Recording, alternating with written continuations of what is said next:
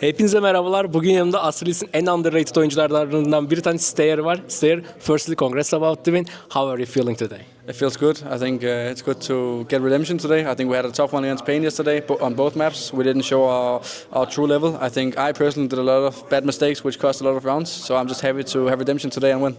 Great to hear it. How does it feel to play with Magic? He's come back for a long time with Astralis jersey, and like before the tournament we speak with him and he said, I never see the team in LAN events. You know? How does it feel to play with him? I think it feels amazing. I think he brings a lot of good value to the team. I think he's very positive. He gives so much good energy, and he knows how to give good compliments to the teammates mid game, and he just plays very well. There's nothing to say. He's Magic, right? Yeah, definitely. So I want to ask a tough question, because I'm Turkish. We want to hear about the Aurora game. You lost. You showed the first map was great, but you got comebacked. How did it happen? How did Aurora beat you? What was the mistakes from you? I don't know exact mistakes. I feel for me personally, it was one of those days where I didn't feel like I had a good individual day, and I think I have a lot of key positions. So I think when I don't win my duels, and if I play like bad decisions, then it will cost a lot of rounds. And I think most of that game were probably on me. And then Aurora, if you don't hit your shots, they will headshot you first. They're one of the best aiming teams in the scene. So of course, if you don't shoot back, they just own you. And I think that's the big case in our game. Yeah, like Zantares aim is a fact, but you have device, you have a god in your team as well when you look at it. That's true. But I think, also all other, I think every Turkish player has this crispy aim. I'm also very, I think Vikadia has a very good aim as well. I think he's the second best aimer, but again, it's very close on the team. He's also so crisp, right? So I just think it's hard to play against. If you don't hit your shots, then you will get owned. Like for Turkish says, it's always aim over tactics usually. But it works perfectly, so doesn't matter, just shoot the heads and you win. Yeah. Okay, I want to know you. The people who are watching want to know you. How did Staehr become the Staehr? How did you start esports? I started because my brother played Counter-Strike, and I started from a young age. And actually, when I was younger, I played a lot of football. But then I got very lazy because I got the love for Counter-Strike and gaming in general. And then I just started playing Counter-Strike since I was I started when I was 6, but I played a lot from when I was 10, 11. And then I stopped football there. And then I just kept grinding CS after school and all that. And then I one day when I became 16, 17, I went to school. Then I got an offer and I just said, okay, let me try. I'll go all in on Counter-Strike. I'll wait with school and see how it goes. And I think it kind of paid off. Yeah. How did your family react when you wanted to become a pro? They didn't like it because, it was decent salary I got in the start, but it's not anything super special. And dropping out of school is a big thing, especially in Denmark, I think, because without the education, you can't get any jobs. That's just how it is. Not any jobs you want. You need the higher education then.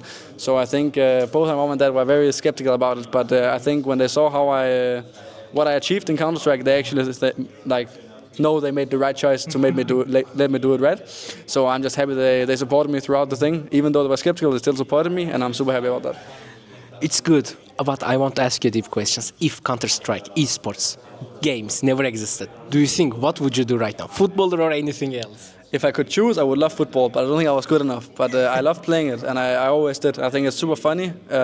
Right now, I didn't play for a long time, so of course it's hard when you don't play for a long time. You need the energy and good breath and all that. So I would love to play football, but working-wise, I would like to be some kind of engineer. Maybe buildings, stuff like that, something like that. So maybe an engineer if it's a job. Okay, I want to talk about this because before Astralis you were in Sprout, and now with Astralis, and this year your contract is updated to 2027, if I'm not mistaken. How does it feel that org trusts you, invests in you, and you have a safe spot, that your contract has long? Do you feel more safe playing with more comfort? How does it happen with long contracts?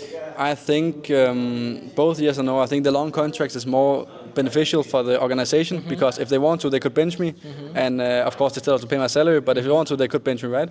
Which is so I don't feel more safe if I play bad for a long period. Of course, they have to bench me if I don't play well enough.